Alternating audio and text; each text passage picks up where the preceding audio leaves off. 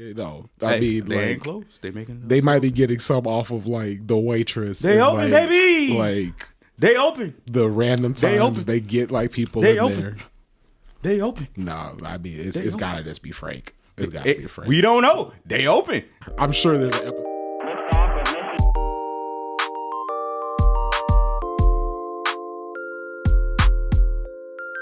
Discovery, throttle up.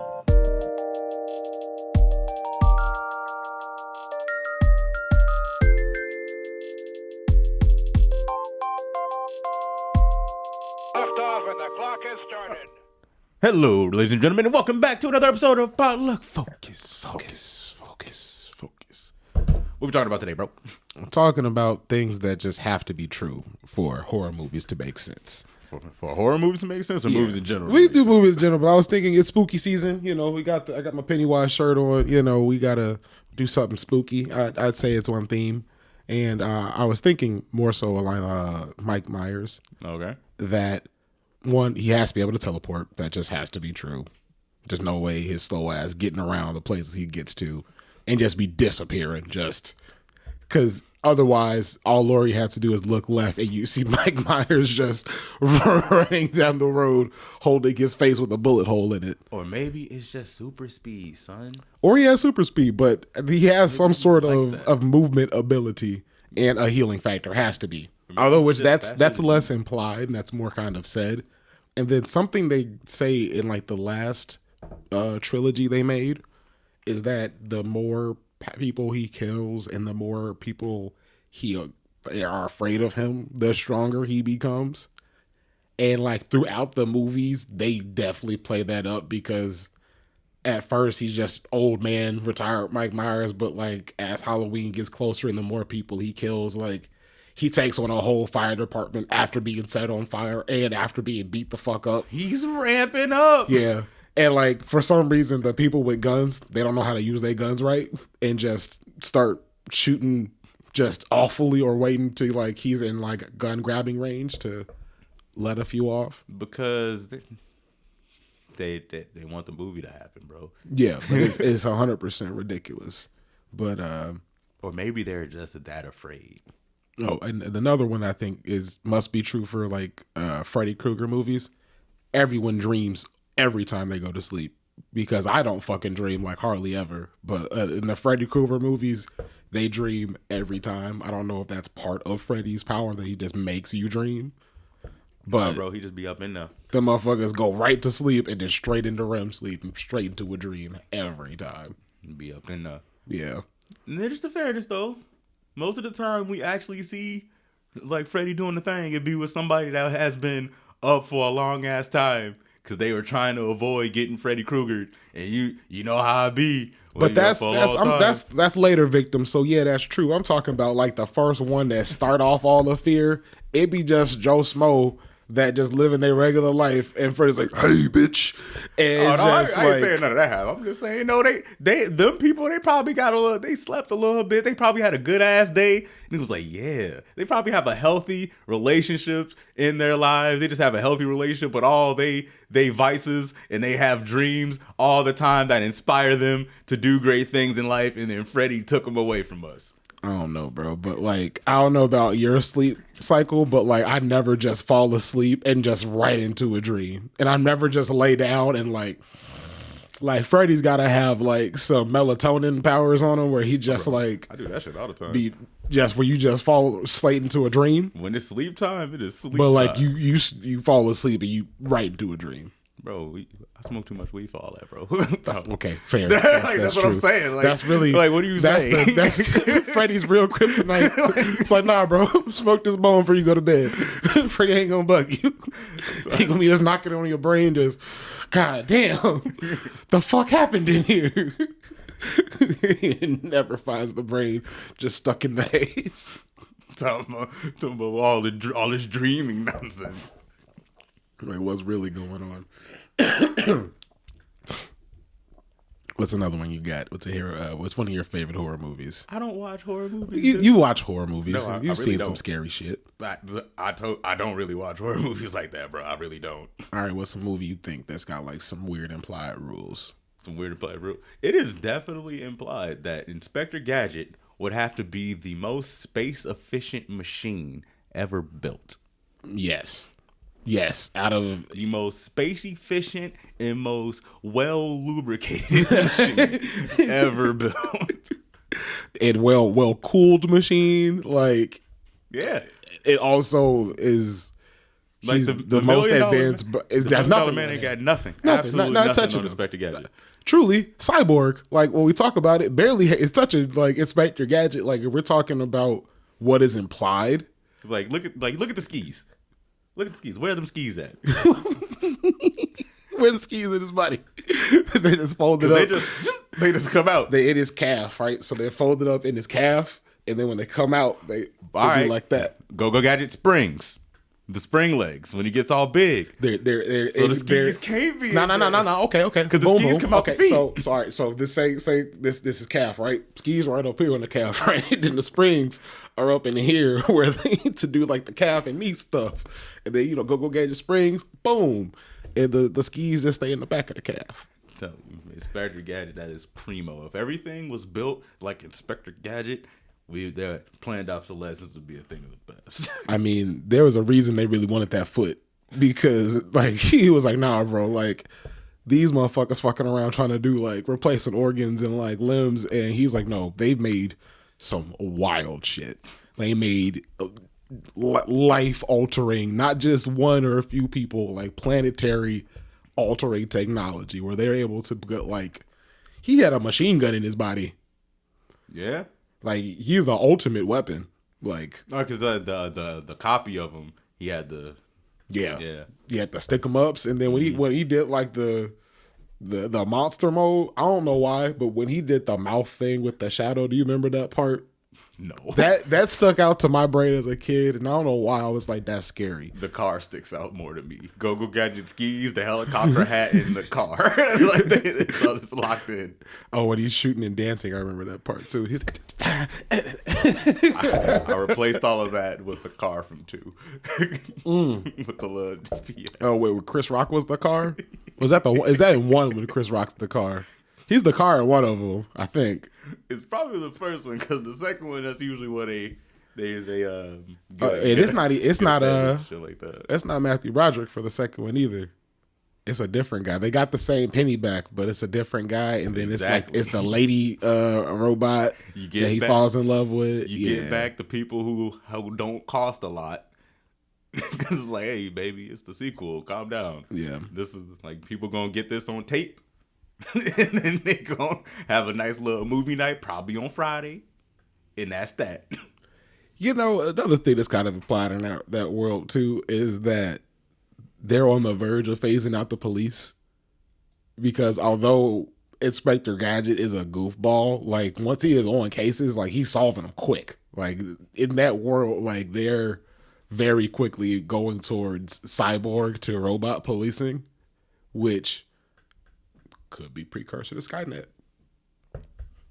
Who's to say? That could be like the filler movie between like of all the Terminator movies to Skynet. Inspector Gadget. New canon. Inspector Gadget's right there. Y'all didn't think y'all was gonna get a theory? Boom. Inspector Gadget is in the Terminator franchise movie. That arm was actually the foot. It's just the arm he found. It was a fucking T. It was a T2 foot that was found. I have a question for you in terms of implications because I've been thinking because about this. Because the implication. I've been thinking about this for like 3 weeks now. Actually, no, since we watched the Bears Texans game. So recently they just rebooted or restarted or remaking or continuing Matlock, right? It is in the show. They ask if she's Matlock like Buddy from the TV show, which implies that the TV show Matlock exists in their world. So what the fuck is going on? Because Matlock, it is a show, and he's loyal, he's nice and all that, but like what does this mean? You know what they might do is like, well, it was my ex-husband and he's sexist, so he made me into a man, but that's not how those cases really went, and that's how they'll justify Kathy Bates being Matlock. Bro, because I was like, when I saw it, I was like, cool. Matlock's coming back. I don't know who that's for. I don't know who asked for it, but cool, it's back. You Kathy know, Bates all in of it, those, lit. 13 to 18-year-olds that just love, Matlock. They really tuned in because that was their peak. What would I watch Matlock? If I you don't throw it even on? really know. Sure. I know it's a crime-solving police procedural, I think. I mean, I could get into that, so like I could watch it. I'm not going. I love some Kathy Bates. This is no Kathy Bates shade. Love Kathy Bates. But I do wonder, it's like, what the fuck do you mean, like the guy from the TV show? So like, is she not real? Is she real? Is he not real? Oh, you know what? Who's fake? It's like the famous Jet Jackson. That's what it's like. It's like Jet Jackson. The famous Jet Jackson. where it's a TV show, but it's also real. Yep, that's exactly what it is. Yep. Man, R.I.P. that dude, man. R.I.P. What a I bet legend. you didn't think you'd be running up on a Jet Jackson reference today. I No. bet you did not have that on your bingo card. Yeah, no. If they brought back Gunsmoke, though, I'd be there for that because I love me a Western. But, I do what I do like about Westerns.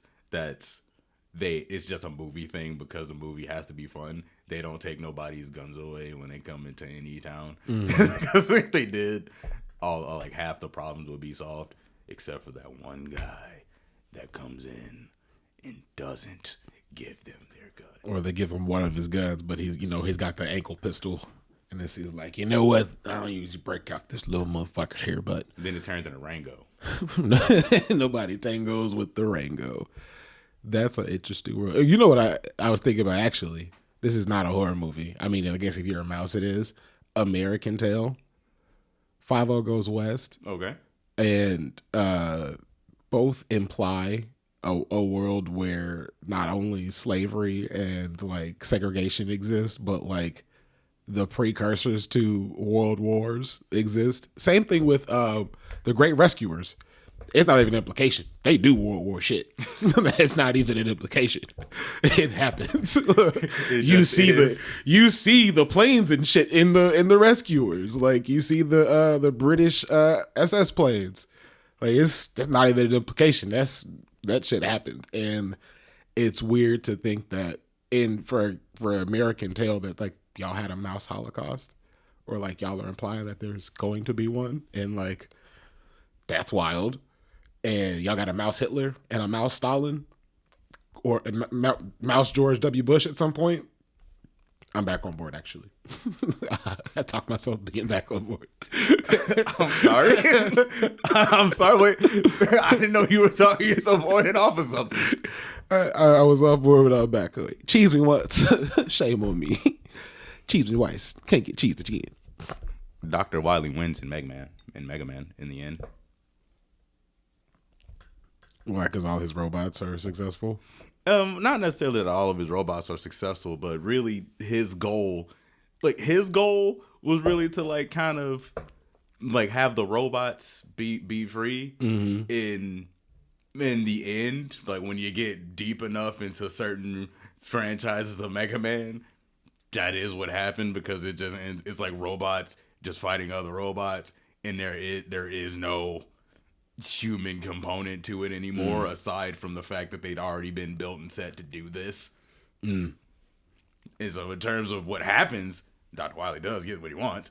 He don't see that shit, because when you get to the point, it's been well after he's dead. But dub's a dub, no matter how you dub it. One thing I was thinking about with Avatar, The Last Airbender. Yeah. So, blood bending, yeah. Yeah. There. That's where you turn blue and large. I mean, you probably could use it for that, sure. I mean, definitely. If Aang's, like, I'm tired, Katara, I just can't tonight. She was like, I want another kid. It's a full moon, hit her with the... It's not right. It's not right. Technically speaking. Why would you say that? You know what she do, like the pillar thing she did with the ice? Same movement.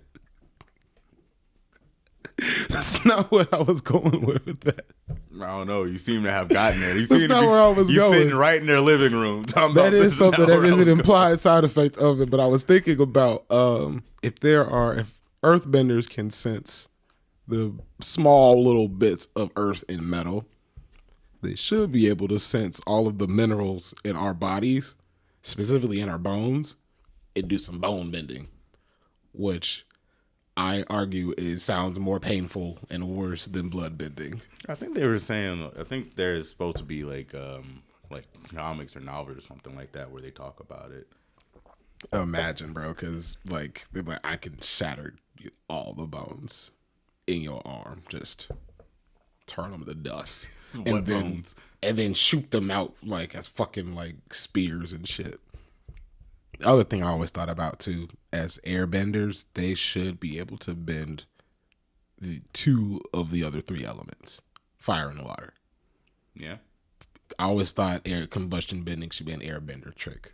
I feel like airbenders should be able to figure it out. And water is mostly oxygen, H2O. So like you should be able to like water bending. I don't know why Aang was struggling a little bit. I guess he really did struggle too much. Who says that in air bending that it's the oxygen that they're building? It's not like all the air is oxygen.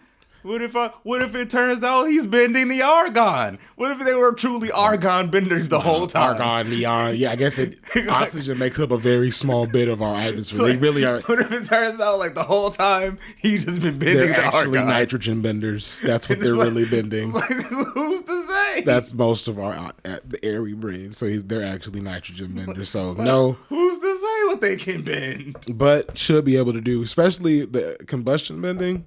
Because we saw Aang do like the heat up thing where he made himself warm when it was cold.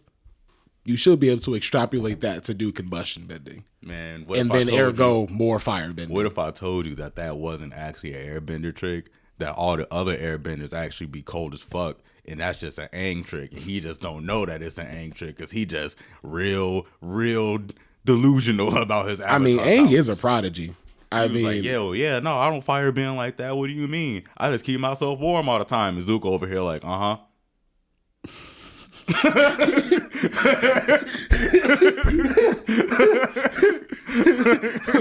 I'm fighting for my life. Fighting for my life out here in these icebergs. Aang is over here in capris. A short sleeve with a little mini vest on. In the North Pole. Oh, everybody else got on hoods, gloves. This man is just, I'm cooling. That's great. Oh man, Avatar's a phenomenal show. So, oh man. It is also implied that in Pokemon, in the anime Pokemon, that on some level, it is in some way financially feasible for a man to sustain one life off selling rocks on the street. Because Brock's dad did that. He dipped out to go sell rocks, and that's why Brock was raising all his brothers and sisters. He dipped out to sell rocks, and Ash meets him. He meets him before he goes to fight Brock.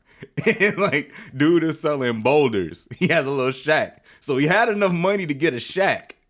He's selling fucking boulders. And like, Ash pulls Not up when there are like, Pokemon that can just make you boulders. Nah, bro.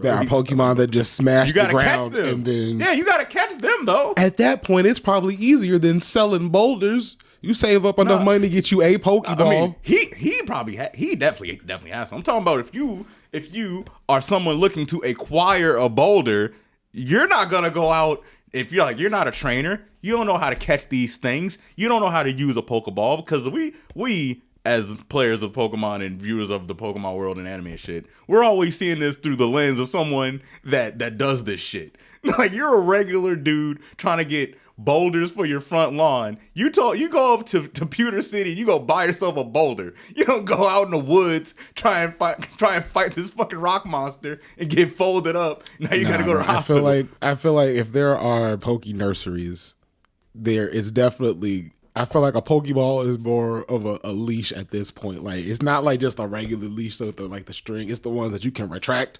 That's I feel like in their world, that's what it would be at this point.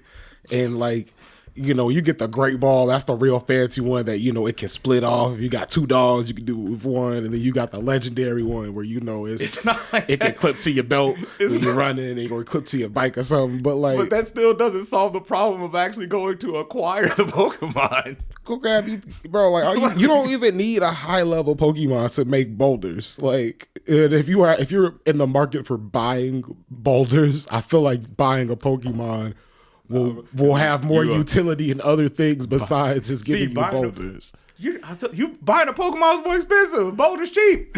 No, you but spend like, all this money, you just want no, boulders. But because you can do other things with it. If you get you like a fucking, if you get you like I don't know what's a base level rock Pokemon. What's a Geodude? You get you a Geodude, right? You can't do that. He over here get you your boulders. Geodude also. Hey, Geodude, go fold some laundry. You got two hands, right? All right, bro. So fold some laundry. Geodude, go wash some dishes. So you are actually out here doing some bullshit, but you over here spending all this money and you just needed boulders. You swatting a fly with a Buick. You just spent $200 on this Geodude. Buick though, but I got a Buick. You just spent $200 on this Buick, and all you needed to do was spend $20 on some boulders. Nah, bro, I got this Buick now that's gonna take me places, and the fly is dead. You don't need it. You just spent $200 to get your laundry folded and to get $20 boulders. Nah, bro, that's a $20 boulders. That's a perpetual servant, and he gonna fight my battles. How are you buying? You're not gonna just buy a Pokemon off somebody. I'll buy an egg. Do you think somebody just gonna give you an egg, bro? Just go buy an egg. And how are you gonna tame this wild animal you brought in your house now? Same way you tame any animal. You gonna get your ass beat by this thing. You just about to get your ass beat by the Pokemon. Nah, bro. This man's gonna be like, hey, it's a little baby Machop. This thing is strong enough as a baby to split mountains. No. I ain't say Machop. I don't want no Machop. I said Geodude. All these Pokemon. You don't think Geodude gonna fuck you up? You know how much a Geodude weighs? I'm not carrying them. I'm saying it don't even got. Do they walk on their hands or do they just float? They float.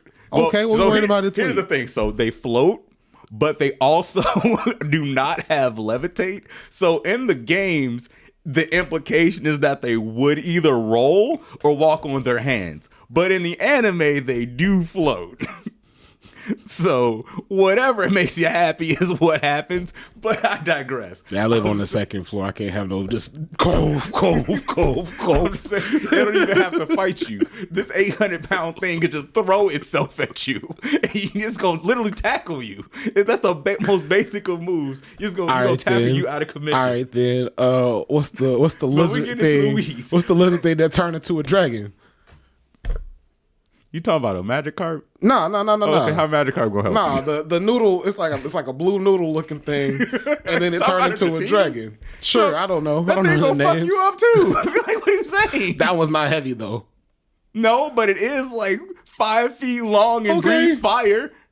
Yeah, but it's cute. Are you fireproof? Not yet. How you gonna tame this thing? Fire extinguisher and love. This man is doing anything but just spending the $20 on boulders. You think he getting $20 for boulders? I think he was charging about $20 for boulders. That's what I'm saying. Or was it 20 yen? Because I don't know what the exchange rate. Because that might be like a penny in American dollars. You see, I don't know. This is the dub we watching here. So they've localized it. It's $20 boulders now. It probably was 20 yen, but now they $20. I don't know how it got so expensive, but I also don't know how the rice cake became a jelly donut. These are the things I don't understand. That had my brain fucked up as a kid because they kept saying it's a donut. I'm like, that's clearly not a donut. We're losing sight of what is truly important here. Hold on. Lord. You done hit on a pet peeve. Oh, Lord. Because that fucked up my kid brain so much. I'm like, this thing that clearly looks like rice, they biting into ain't no jelly coming out of it. If they just said it was a donut, I could have let it slide. My guy. But it's the fact that when they bit, nothing came out. So I'm like, you ain't never bit into a jelly donut. He kept it in, bro. He was pointing this way, but it's 2003, dog. They didn't know this whole anime shit would work at all. This is when they had to change the intro to tell you what the show is about in great detail, but also in song form so that they wouldn't lose your attention. Shout out to Spider Writers. You know, like there was someone was telling me that like "Gotta Catch 'Em All" is a strictly an American thing. That's not the slogan of Pokemon. And like, that was never like the goal. I live here in this. I can't say it's not the goal because there's a bunch of things you can do in Pokemon. There's a bunch of things you can play. But since day one, there was only one thing that you could do that would get you a physical printout that you could put on your wall to say I completed this, and that is catching them all. That's the only thing that ever actually did anything. Nowadays, you'd have to pay for that. Well, I mean, nowadays you catch them and they'd be like, "They want this printout." Nowadays, you could just because you still get the free digital version, but then you'd have to pay for it. No, you still get like a picture of it. You just screenshot it and print it out yourself. But before you, because on the Game Boy, there's a printer that you could get to that, and there were ways to get it off of there. I couldn't figure none of that shit out, but there were ways to get it off of there. Pokemans, as my dad calls them.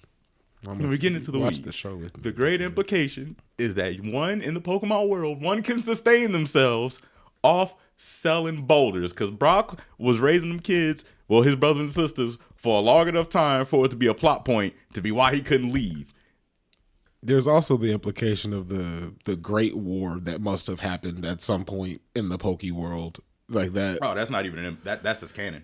I mean, but like, it's not something that's like, if you don't play the games or anything like that, you wouldn't know it. And so I don't consider that like for mainstream people. It's like, it's canon, but it's not. You wouldn't know that outside of watching outside of playing the games. It's canon in the anime too. Yeah, but no, I mean, not really. Not really. There's a whole movie about it. Yeah, but that with the Lucario movie. No, it's a movie after that. It's because the war stuff was with this dude and he had Pokemon with flowers, the whole thing, and he was like, no, I'm free to Pokemon, I'm gonna kill all the people. It was a whole thing.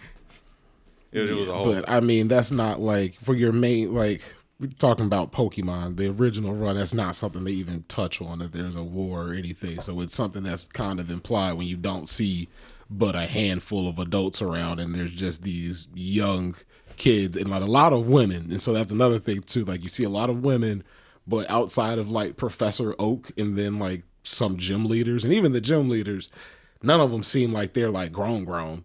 Like, they seem like kind of like they could be between like 18 to like maybe 19 or something like that. That's only true of two. The rest of them seem like they're like younger, like kids. Have or you like seen Blaine, dog? Well, they're young, like, but the youngest gym leaders, the only ones that aren't like actually like adults, are Misty, who wasn't actually the gym leader. She was just there. That's one of the reasons. Because that's one of the reasons Ash is fraud. Because the other three were tired because Gary came through and beat their ass. So that's why Misty was there. And Brock, and even Brock, it's not really. I don't know how old Brock is. He's implied that he's older. But wait, I don't recall them saying. But none of them seemed like they was no like adult. They didn't seem like they was in like no 30s. Like, nobody that none of them gym leaders seemed that old. Yeah, Blaine's an old ass man. Not Sabrina. Sabrina's the other young one. So she's young. The one after that, she's probably definitely in her late 20s, early 30s. She owns a perfume shop, and all she was trying to do is get her Gloom to get the scent, get the fragrance, so she can make that ching ching. She get that Monier. Koga's a grown ass man. Agree to disagree. Agatha's old. My point is that within the show itself, when you're watching it, you don't see a whole lot of grown men. You see a whole lot of women or young adults in this world of just almost like just a whole bunch of just open nothingness, and then just these random cities that, like, I don't know, none of them seem like, some of them seem like they had been there for a while, and then like the ruins you randomly encounter, or what are these great battles, and like just the random guys that Ash meets, and it's just like offhand, it's like, yeah, I met a couple guys today, and I beat them up with my electric mouse. Fuck them gods up good too, and just go about his day. No one's really gonna talk to him about that. Nope. And just be like, okay, Ash, word. So, but you still can't beat Buddy with the 3 Pokemon. You still can't beat him. But you fought God, bro. I mean, you fought 2 gods. In fairness, especially back then, Ash didn't beat most of the gym leaders. He only actually beat like maybe one. Yeah, because always Team Rocket was either showing up or he just got waxed or like He never got beat Brock. a moral victory type shit. I ain't like the moral victories when they give him one just because he did some cool shit. Yeah, that ain't even true with Brock. Brock literally just gave him one because he was like, you know what, you fought hard, you pretty cool. So here, have a badge. I would accept that. Only one that didn't I would accept that. Blaine made him fight him because Team Rocket came through, and Ash had the audacity to ask him for a badge after he beat them, and Blaine was like, "Fuck you mean? You did like fuck you mean?" You can ask Team Rocket for a badge; they might have something for you. His last badge bullshit too, because Giovanni is the gym leader. He wasn't even there. What was the one with with the Magmar and Charizard wouldn't fight him until they started That was like, Blaine. oh yeah, that shit. Well, I was like, man. I know you can't, it wouldn't be worth trying to fight your Charizard, but I'd be wanting to run the hands with him after this. I'm like, nigga, you took us almost dying before you wanted to get off your ass. Because up until then, because he didn't respect Ash up until then, he honestly didn't. There was nothing that Charizard saw out of Ash. Isn't that the Charizard that Ash saved his life and kept his flame from going out? Yeah, that's why he fucked with him when he was younger. That was why he fucked with him then. But because this is like reflecting how in the games, if you overlevel a Pokemon and you don't have badges to show that you actually got the sauce, they're not gonna listen to you. He was relying on his Charmander because Charmander was the GOAT, was his ace since day one. And he was relying on him, and he relied on him for a long time. Then he got mad because he couldn't catch the Aerodactyl and grew wings. He was pissed. After that, he looked at Ash. He was like, "You actually not shit, bro. You can't battle. You be telling me to do some dumbass moves, actually. So fuck you." And after he saw him trying to save the day, even though he's weak and sauceless, he was like, "Damn, bro, even him with no sauce is trying to save the day." And I'm Charizard. Little did Charizard know, I have all the sauce. Ash had the most heart out of any Pokemon or human because no one in your goddamn right mind do you run up on one of a god Pokemon and try to run the ones with him. When he tried to swing on Mewtwo, I mean, that was crazy. I was like, there's one of the most wildest things in fiction. You can say Goku trying to go up against Frieza was wild. Goku had powers. Ash went up with just these raw human hands. It was like, nah, you're not going to keep hurting these Pokemon. Not on my watch. And fucking died for it. And died for it. Stood on business. The most standing on business character is Ash Ketchum. Hands down. Yeah. He said, put the Pokeballs aside. Put all this other, chi and chakra or whatever stuff he got from Lucario. These hands. Rated E for everyone. Human and Pokemon alike. Ash ain't throwing no hands at nobody. If he throwing with Mewtwo. He go with me, bro. I said no, but he ain't throwing hands at no person. I promise you he not. Because if there was a person that he should have thrown hands on in the series after, I think it was Pokemon Black and White, dude was literally abusing his Chimchar because he was like, "Nah, bro, when he about to die, he gets strong, bro." So his whole plan was abuse him until he's powerful. And Ash did not throw he was mad. He was like, "Oh, you shouldn't treat your Pokemon like that." He wasn't throwing no hands. He wasn't about it. Nah, see, he wasn't about it, bro. If it was one of his Pokemon that was getting abused, it would have been raps for bro. It would have been GG's for bro. He's like, that's not really my place. That's your kid. I don't think you should. Most be of the Pokemon that he was mad about was Mewtwo one of his. Yeah, but like that was for like the people. You know what I mean? That was more like a civil rights movement thing, and the other thing with the other dude, that was more like a don't treat your kid that way type thing. That was don't beat your kid. He wasn't about it. Even after he abandoned the Chimchar, he wasn't about it because he saw him again. He wasn't about it. Because he was like, again, that's a parenting thing. And the other thing, that was a culture thing. That's different. Bro. That's different. I understand. He gave Chimchar PTSD, bro. You see, that's because that's, and if he had beat up Chinchar's daddy, all he's seen is just a cycle of violence. See, and so that's not a good thing. He just perpetuating. He was like, violence. Chimchar, get out there, show Paul you're not weak. As soon as he saw him, he freaked out. He was like, damn, maybe you are weak. He ain't say that. You are a pussy. All right, Paul, keep beating his ass. Bitch made ass Chimchar. Throw these ones, bro. Got any other implications before we get out of here? I mean, it's implied that Superman is just big battery. And so if you think about it, if you were to fight him into that nighttime and kept him away from the sun, feasibly, you could kick his ass pretty quick. if you could last throughout the night, he is going to just keep training. But you have to be on that like level. So like, but you don't want to try to find that out. And technically speaking, Kara should be stronger, but she's not no main character. But she spent more time as a youth around the Red Sun, so she should technically be speaking have just a stronger base, but she's soft. Except for when she get the Red Lantern ring, which that is pretty hard. Do you know how you become a Red Lantern? Do you? Do you know? Do you know? Do you? Do you? Anyway. So. You lose your heart. It is implied by the implications of the show existing and it still being open that Patty's Pub does make enough money to at least stay open. I always just assumed that Frank was just like paying for it because that's just his bar. Because you never have seen Frank like pay for a drink. Look, I mean, maybe. I don't know. I don't think so though. They don't. No one cares where the money comes from. I said they make enough money to stay open. I don't think they're making any money. I think Frank's just fitting the bill to like stay open. It goes into Patty's Pub's coffers. It sounds like Patty's Pub's making money, baby. Frank's a customer. No, but making money and staying open are very different. I'm gonna disagree with that. Well, I said the implication was that they make enough money to stay open. That's it. But they're not. There's no revenue coming in. They're not making any money. Enough to stay open.